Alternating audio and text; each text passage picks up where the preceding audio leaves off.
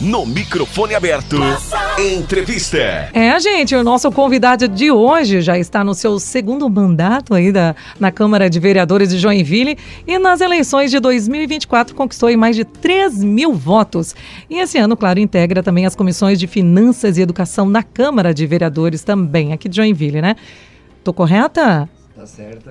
Então tá bom. Então vamos dar um bom dia para ele, o vereador Cleiton Profeta. Seja muito bem-vindo aqui à Massa FM. Muito obrigado, Morgana. Obrigado, Sérgio. Um bom dia a todos os ouvintes da Rádio Massa. Joinville e Jaraguá também, né? É todo o norte catarinense, tá? Olha a responsa, olha a responsa. Mas olha, a gente já vai começar com os dois pés, né? Porque o Cleiton já chegou aqui perguntando, pode mandar o que quiser, que quanto mais difícil a pergunta, mais difícil a resposta também.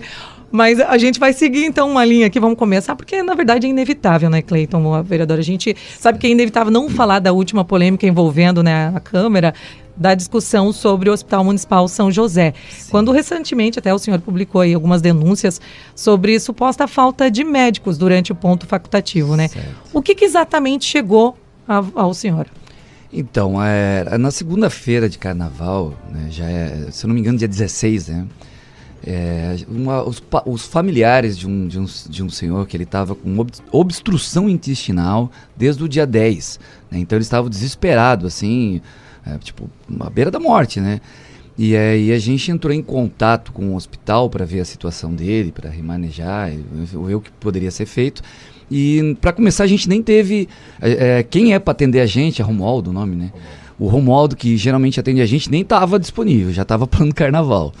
Aí a gente entrou em contato com a Segov, com outro cargo de chefia lá do hospital, e todos os dois, numa conversa em WhatsApp, nos falaram que não podia ser feito nada, que estavam sem acesso ao sistema por causa do ponto facultativo e que só poderiam ver na quarta-feira. Eu achei isso um absurdo. Aí levei, obviamente, para a tribuna, né, na quarta-feira, e eu postei um resumo da história, né? Aí, enfim, eu só postei a pergunta, tem tal problema, e embaixo a resposta, só na quarta-feira. Resposta que todos os dois me deram na conversa na íntegra. E aí os canalhas, desculpa, mas não tem jeito mais leve de falar isso, os canalhas dos vereadores do prefeito Adriano, numa ação coordenada, vou citar os nomes, né? Vereador Neto Peters, vereador Matheus Batista do MBL, popularmente conhecido como Baby Sauro, o vereador Érico Vinícius também do Novo e o vereador Lucas Souza, levaram tudo papelzinho para ler, sabe? E começaram a tentar dizer que eu adulterei conversa usando esse print de resumo que eu coloquei. Como se a gente pegasse uma frase minha agora, que tirasse do contexto, sem tirar do contexto, vocês então estariam, né? Na entrevista com o Cleiton. Aí pega uma frase sem tirar do contexto, como se teria adulterado. Isso que eles tentaram imputar. O que para mim é muito grave, porque primeiro que é uma atitude de mau caratismo deles mesmo. E segundo é que o principal, em vez de eles se importarem com a denúncia, do qual a gente está falando de vidas humanas, eles se importaram em tentar me desacreditar, inventando, como diz o próprio Érico, né, uma narrativa. Aí o que eu fiz? Eu fui lá e postei as conversas na íntegra. Pronto.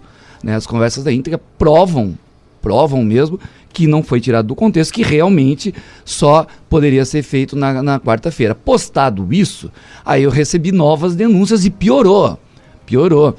Não haviam só cargos de chefia que podiam ou não remanejar e resolver o problema. Não haviam médicos, só haviam residentes R1 no hospital. E aí, essa nova denúncia eu trouxe, inclusive veio de dentro do próprio hospital, com 2 memorandos.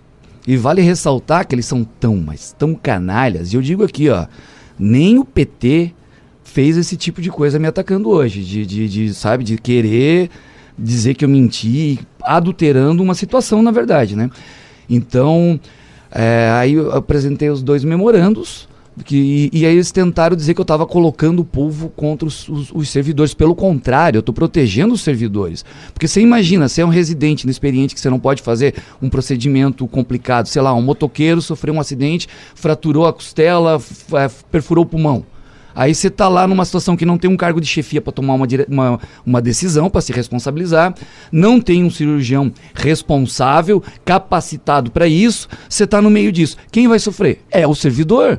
Imagina se você está num hospital em carnaval, quando aumenta o número de brigas, facada, aumenta o número de acidentes de trânsito, enfim, aumenta uma demanda caótica de acidentes pelo próprio motivo do carnaval, e você tá lá sem chefia, sem cirurgiões. Se o print resumido é problema e isso não, Joinville, revejam esses vereadores do Adriano, tá? Eu repito, vereador Baby Sauro do MBL, vereador Neto Peters, vereador Érico Vinícius e vereador Lucas Souza. E quem tiver dúvidas, eu disponibilizo os memorandos, disponibilizo as conversas do WhatsApp na íntegra.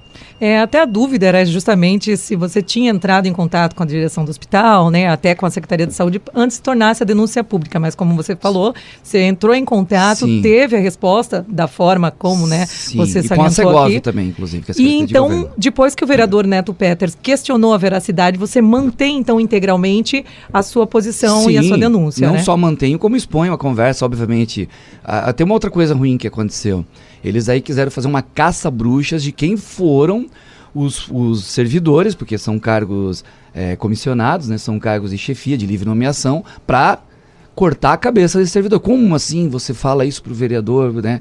Como você conta a verdade para ele, sabe? Não pode, enrolasse o cara. Então, o que torna muito pior. E aí o que aconteceu? Na verdade foram 2 dias de embates seguidos, né, com o vereador. O Neto se destaca porque, como ele é líder do governo, ele é o que articula, ele é o responsável, ele é o líder do governo. E aí o que acontece? No primeiro dia, quando eles trouxeram essa ação coordenada, dizendo que eu adulterei os prints, eles saíram tudo como tudo galo, né? Tudo parecia uns pavão com o peito estufado. Agora nós pegamos ele. E aí, no outro dia eu trouxe os memorandos, desmenti, expus as conversas na íntegra. Aí tem aquela cena que todos devem ter visto, que eu saio do plenário, aponto pra ele de dedo e digo, você é um covarde. Aí ele voltou ao lugar que é devido e merecido dele, um covarde de cabeça baixa. Porque daí quando foi exposta mesmo a verdade, ele voltou a ser o que ele geralmente é naquela Câmara, um baita de um covarde de cabeça baixa. Enquanto eu dou de dedo nele, ele fica quietinho, porque no outro dia ele levantou, ele é até bem maior que eu, né? Ele levantou e me enfrentou porque ele achou que acabou pra ti, profeta, agora nós armamos uma aqui. Mas não, eu expus a conversa inteira e a verdade sempre prevalece. Desculpa, eu vou até me prolongar um pouco na resposta. Eu tenho comigo um método de trabalho, por isso que esses caras não me pegam, apesar de eu ser uma grande pedra no sapato deles, que eu só trabalho com a verdade. Eu entendo que a verdade, no primeiro momento, ela te traz uma desvantagem. Por quê? Porque a mentira pode tudo. Pô, eu posso sair hoje aí de noite aí, chegar numa gatinha e falar que eu sou guitarrista do Guns N' Roses. Porra, os caras vão, ou sei lá, do Angra. Mas amanhã depois isso vai ser descoberto, né? Então a médio e longo prazo a verdade prevalece. Tem aquele ditado que diz, o tempo é senhor da razão. E é justamente por isso. Então, a verdade sempre prevalece. Então, sempre trabalho com a verdade, eu não me atrapalho. Antes até de continuar aqui a pergunta, a gente tem o nosso ouvinte assíduo, Valmir Santiago, que mandou aqui, bom dia Cleiton, bom dia a todos os ouvintes. Quero mandar um abraço ao Cleiton Profeta sobre o episódio ocorrido. Entendo que muitas das vezes a gente extravasa assim, né? Meu desejo é que os envolvidos em tal polêmica se apaziguem e a população joinvilense precisa da união de vocês. Logicamente que o que é certo proponderá na mente dos que prezam pelo bem comum.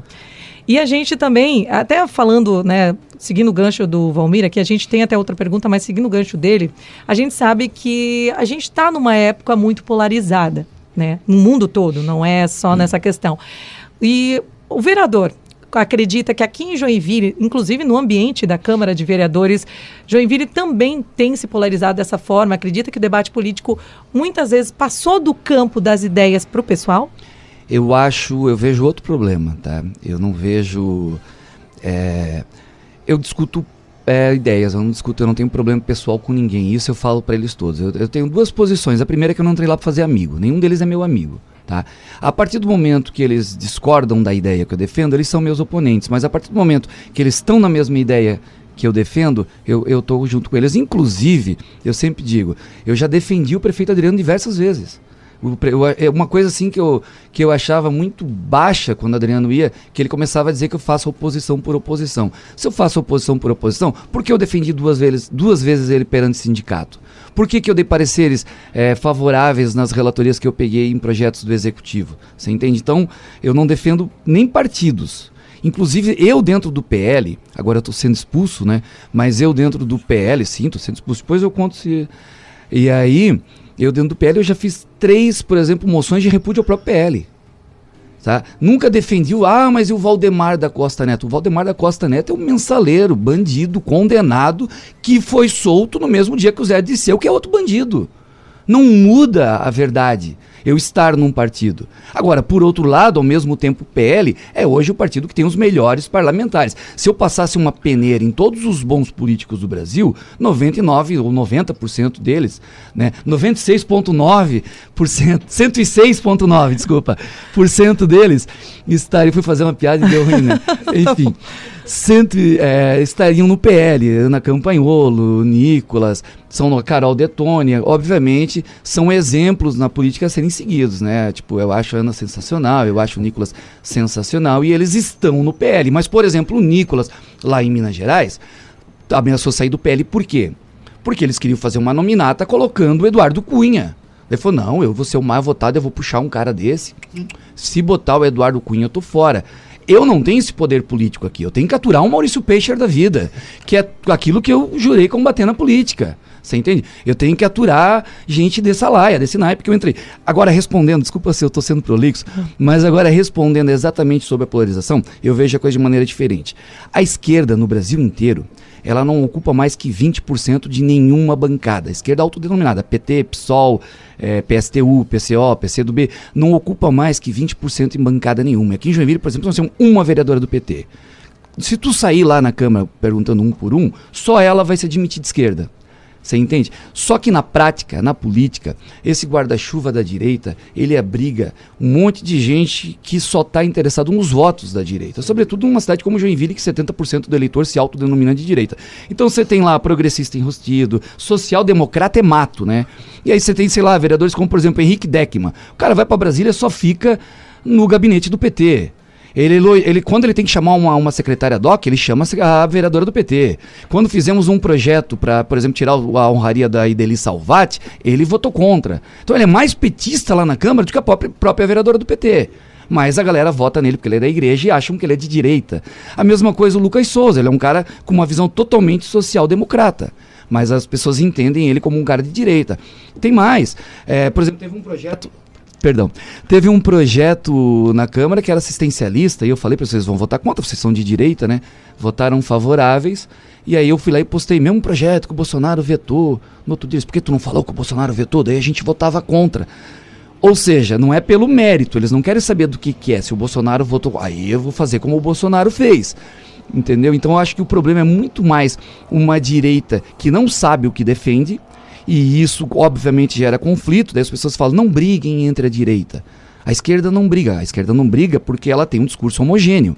Ela sabe o que ela está lá defendendo. Enquanto a direita, um cara está defendendo assistencialismo, outro está defendendo... Pô, nós temos um governo que se diz de direita que criou 62 cargos comissionados, que deu aumento de salário para o alto escalão em 37%, que encheu a cidade de radar, que defende uma ONG assistencialista, inclusive o vice-presidente foi preso em Florianópolis junto com o secretário adjunto ao assistencialismo, né? Então, se isso é um governo que bagunça é essa? O próprio Novo em Joinville, inclusive, defende tudo aquilo que o Novo fora de Joinville é contra. Tava o Marcel Van Hatt lá em Brasília comemorando que não criou cargos. Parabéns pro Marcel, ele tá certo quanto a isso, enquanto o governo Adriano tava criando cargos em Joinville. Você entendeu? No mesmo dia, isso. Vereador, a gente vê que tu tem a tua maneira, né, de lidar, além das suas pautas gerarem bastante repercussão, a tua maneira de lidar, tu acha que é mais imbatível ou provocativa? Porque a gente vê que muita gente acaba questionando e às vezes sendo até um pouco mais... a gente tem um ouvinte aqui também que falou que você estando certo ou não, ela acha que a sua maneira de lidar é extremamente grosseira e que você sempre quer ter vantagem, às vezes não tem respeito pelas pessoas. Você acha que você nessa questão mesmo provocativa ou realmente está imbativo, vai atrás pelas convicções pessoais ou o que chega da população? Não, eu não acho, eu tenho certeza. Eu acho que para ser mais morno, mais molenga, tem outros 15, 16, 17, né? Ela pode votar em qualquer um dos outros, não tem problema nenhum. Eu tenho certeza que eu sou mais imbativo, provocativo, e eu entrei para isso mesmo. Eu acho que falta de afinco e de força para com a verdade é favorecer a mentira, né? E aí eu tenho que lutar contra tudo isso, contra todo um quadro de secretariado, contra centenas de comissionados, só cargo de livre nomeação na prefeitura são mais de 700. Então eu tenho que incluir, todos eles têm parente. Então sou eu, se eu não berrar, como eu vou ser ouvido? Aí só para completar, porque isso é bem importante que entenda. Todo mundo tá falando disso, né? Por quê? Porque eu berrei, porque eu saí, dei de dedo no cara, e aí isso polemizou. Se eu tivesse falado, pois é, gente, né? Aconteceu um problema no hospital, assim, ninguém tinha visto. Como é que eu vou ser ouvido se eu não berrar? Inclusive, muitas vezes eu berro porque cortam o meu microfone. Acontece direto na Comissão de Finanças. O vereador eu cortei Érico, aqui, mas foi sem querer, tá? Eu vi. Quando eu falo que o que eles não querem ouvir, às vezes eles dão uma sem querer e desliga. Não, isso não pode falar. E como não pode? Eu sou eleito, eu tenho direito democrático, inclusive, de falar. Eu sei bem como é isso. Às vezes eu corto o microfone do Sérgio Silva também. Viu? Isso não é tão incomum assim, não é tão incomum. Olha, o nosso tempo, infelizmente, já está terminando aqui, mas eu queria, só para finalizar aqui, deixar uma pergunta para saber qual que é a sua prioridade número 1 no seu mandato e se você pudesse entregar uma mudança concreta para Joinville esse ano, qual que seria? Então, a gente faz muitos projetos, e muitos deles ficam na gaveta, mas ainda assim eu acho que de todo o nosso trabalho, de todo o trabalho legislativo, o que menos importa é projeto. A gente eu não acredito que a gente vai melhorar de verdade a vida das pessoas fazendo um projeto que... qualquer que seja, né? Algumas coisas, obviamente, vai melhorar pouco, mas a guerra cultural ela é muito mais importante. A gente tem isso, um exemplo, na esfera federal, né? O Bolsonaro ele fez excelente trabalho, foi o primeiro presidente único a reduzir imposto, botou a economia em ordem. Pela primeira vez, o Brasil teve um crescimento maior que a China, uma inflação menor que os Estados Unidos. E o que a gente colheu? Nada, ele foi preso. Por quê? Porque ele não foi combativo com a guerra cultural o suficiente. O que acontece? Como o próprio Olavo de Carvalho dizia, quando você arruma a cidade, o país, o estado economicamente, sem combater a guerra cultural, você acaba apenas arrumando essa casa para que os comunistas invadam. Então, muito mais importante que eu posso fazer, inclusive essa é a função do parlamento, é trazer a verdade à tona para as pessoas, é mostrar o que acontece, é mostrar que aquele cara que está lá, muitas vezes na igreja, muitas vezes bonzinho, o teu amiguinho lá no bar, que parece um cara legal, e muitas vezes é um cara legal para tomar cerveja, como político ele não está nada mais com uma pecinha do sistema ali ferrando as pessoas. Então, se eu puder impedir que o governo cresça no sentido de aumentar cargos de chefia, aumentar esse salário, falta professor lá na ponta, falta enfermeiro e o cara me dá aumento de 37% pro alto escalão, se eu puder impedir isso, e muitas vezes eu não consigo por ser voto vencido, mas apenas expor isso que a imprensa comprada não vai mostrar, eu acho que eu já estou cumprindo um papel muito mais importante do que fazer um projeto contra a pichação, sabe? Não que eu defenda a pichação. Então eu acho que a minha função mais importante que eu exerço na Câmara é ser uma voz solitária, porém muito corajosa, expondo a verdade que o joinvilense jamais saberia se não fosse eu. É isso, então. Conversamos aqui com o vereador Cleiton Profeta na Massa FM. Muito obrigada pela sua presença aqui na Massa FM, Cleiton. Uma ótima sexta-feira para você e que bons projetos venham aí, né? Eu é que agradeço o espaço. Desculpa, às vezes, o humor excessivo, errando inclusive a sintonia da rádio. Devia ter desligado o microfone naquela hora. Né? Se fosse o Érico Vinícius, já era para mim. Já era. Mas obrigada aí. A gente continua por aqui com o nosso microfone aberto. Obrigado. Passa!